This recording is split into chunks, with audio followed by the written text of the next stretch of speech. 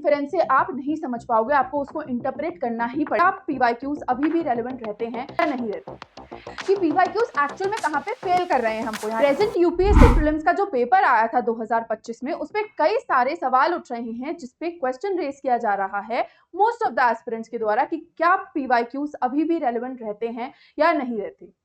इस particular video का जो इंटेंशन है वो यही बताना है कि पीवाईक्यूज की रेलेवेंस कहां तक फॉलो की जा सकती है एंड फर्दर मोर हमको इस एग्जामिनेशन के लिए पीवाईक्यूज से कितना स्क्वायर बाय करना है। क्योंकि लेट्स फेस इट, पीवाईक्यूज जो है वो कभी भी हम लोग डिफाइन नहीं कर सकते कि बिल्कुल ही यूजफुल नहीं होते।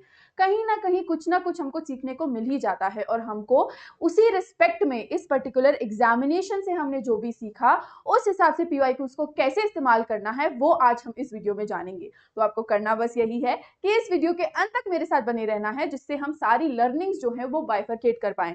क्योंकि मैंने इस पर्टिकुलर वीडियो में आपका जो सिलेक्शन है टॉपिक्स का वो कुछ ऐसा किया है कि आप पार्ट्स में समझेंगे कि हमको एसेंशियली पीवाईक्यूज को कैसे अप्रोच करना है। जैसे पार्ट 1 में मैं आपको बताऊंगी कि एक्चुअली क्या क्या चेंज हुआ है हमारे यूपीएससी सीएससी पैटर्न में। उसके अलावा पार्ट 2 में आई विल टेल यू कि पीवाईक्यूज एक्चुअल में कहां पे फेल कर रहे हैं हमको, यानी कि कहां पे हम पीवाईक्यूज का काम नहीं उठा सकते हैं मेजरली, या कहां पे हम रिलायंस अपनी ओवरली पीवाईक्यूज पे नहीं डाल सकते हैं। तो एक वो एस्पेक्ट है। उसके अलावा अगर आप देखो तो हमको फिर पता चलेगा कि पीवाईक्यूज की जो रेलेवेंस है वो आज भी कितने एस्पेक्ट में, कितने परसेंटेज में हम लोगों को फॉलो अप होती है।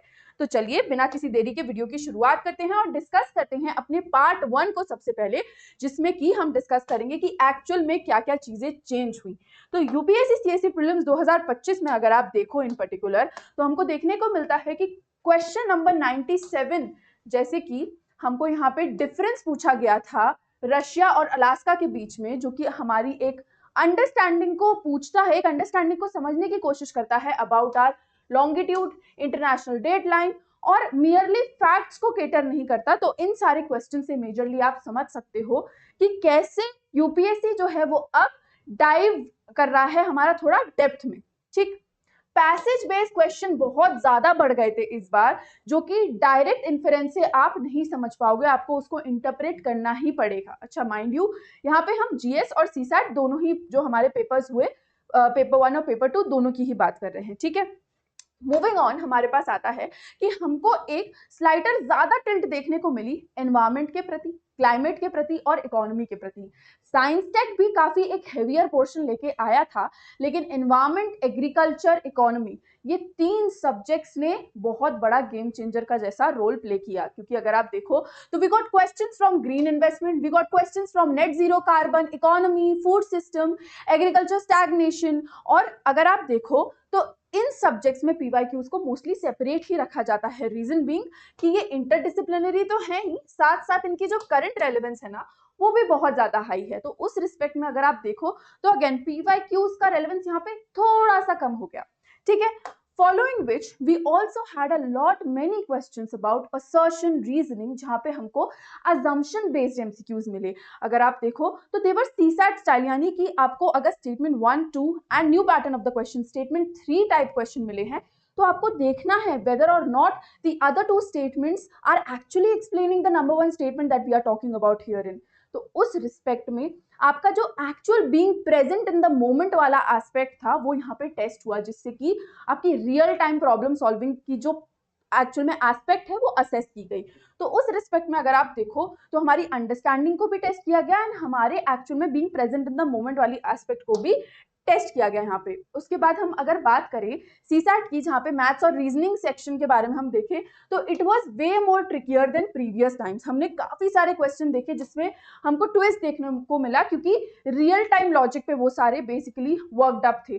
कई सारे जो टॉपिक्स थे वो इंटीग्रेटेड थे and all at the same time. Measure of the overlaps की वजह से बच्चे आइडेंटिफाई नहीं कर पा रहे थे कि इस क्वेश्चन को सॉल्व कैसे करें। तो उस रिस्पेक्ट में हमको थोड़ा कंसेप्चुअल नॉलेज पे बिल्डअप करने का बहुत ज्यादा इंपॉर्टेंस पता चला यूपीएससी सीएससी प्रीलिम्स 2025 का पेपर देखने के बाद, एंड उसी रिस्पेक्ट में हमको अपना काम भी करना है।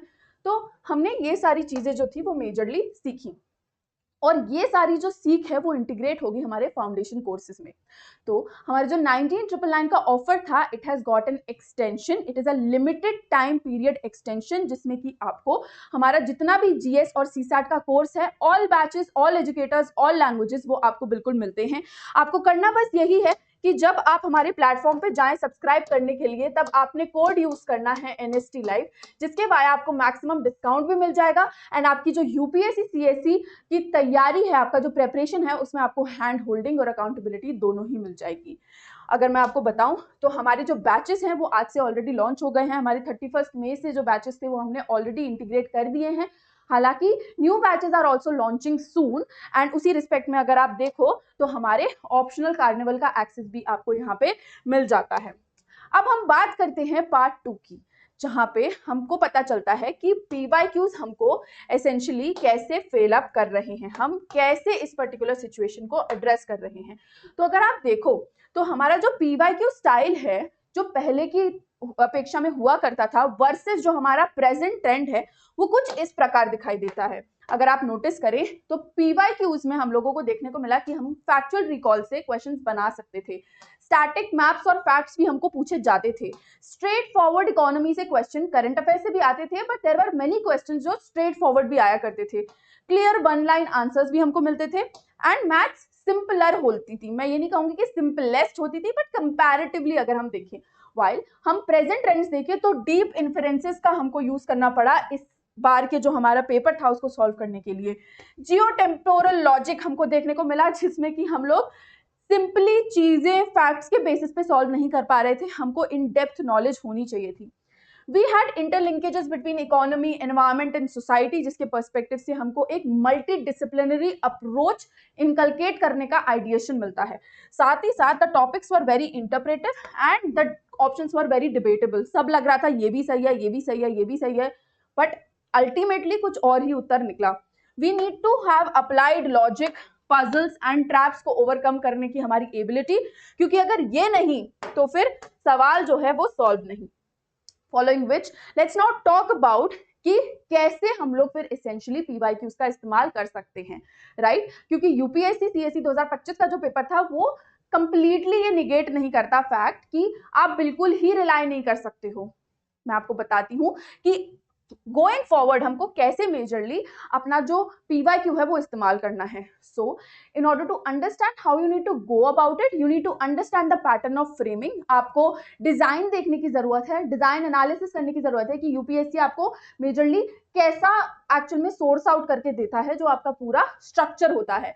आपको एलिमिनेशन लॉजिक पे काम करने की जरूरत है, क्योंकि कई सारे जो 2025 के क्वेश्चन थे वो हमको डायरेक्टली एलिमिनेट करके हेल्प कर दिए हैं। यानी कि आप जब स्टेटमेंट बेस्ड क्वेश्चन पे जाओगे स्पेसिफिकली इस ईयर के, तो आपको पता चलेगा कि एक पर्टिकुलर स्टेटमेंट जैसे ही गलत पकड़ा, उस स्टेटमेंट को जैसे ही हमने बाकी के ऑप्शन से हटाया, हमारे पास मेजरली सिर्फ एक ऑप्शन ही बचा, राइट? उसके बाद आपको थीम्स आइडेंटिफाई करने के लिए काफी हेल्पफुल हो सकता है PYQ, एंड आपके सीसैट लॉजिक को अंडरस्टैंड करने के लिए भी it can be really very helpful. However for the fact कि आप किस किस चीज के लिए यूज नहीं कर सकते हो आपके PYQs को, तो फैक्चुअल इंफॉर्मेशन को मर्क करने के लिए, याद करने के लिए, या फिर match the column as it is रटने के लिए आप यूज नहीं कर सकते, क्योंकि UPSC keeps playing with that. आप PYQ बेस्ड टॉपिक्स पे ही सिर्फ रिलाई नहीं कर सकते अपने अगले एग्जाम साइकिल में बैठने के लिए। देन अगर आपको लगे कि कोई क्वेश्चन 3 बार रिपीट हुआ है, तो ऐसा नहीं है कि वो फिर से रिपीट होगा। You need to statistically work on everything, जिससे कि आपका कोई भी टॉपिक छूटे नहीं एंड ओवरऑल आपकी जो तैयारी है वो स्क्रैच से लेके एडवांस लेवल तक हो जाए, because that is what the intention of UPSC is, जिसमें होलिस्टिक डेवलपमेंट पे मेजरली आपका जो कमीशन है वो असेसमेंट करने की कोशिश करता है, and that's why so many changes keep on happening. So yes, अगर आपको कोई भी डाउट है किसी भी चीज से रिलेटेड आपकी यूपीएससी सीएससी तैयारी के लिए, तो आप मुझे रीच आउट कर सकते हैं। रीच आउट करने के लिए आप इस टेलीग्राम का जो QR कोड है उसको स्कैन कर सकते हैं, ये डायरेक्टली आपको मेरा जो चैनल है उस पर रिडायरेक्ट कर देगा। साथ ही साथ अगर आपको कोर्स खरीदना है तो बिल्कुल मत भूलिएगा इस कोड को यूज करना, जिससे आपको मैक्सिमम डिस्काउंट और मेरी अकाउंटेबिलिटी मिल जाती है।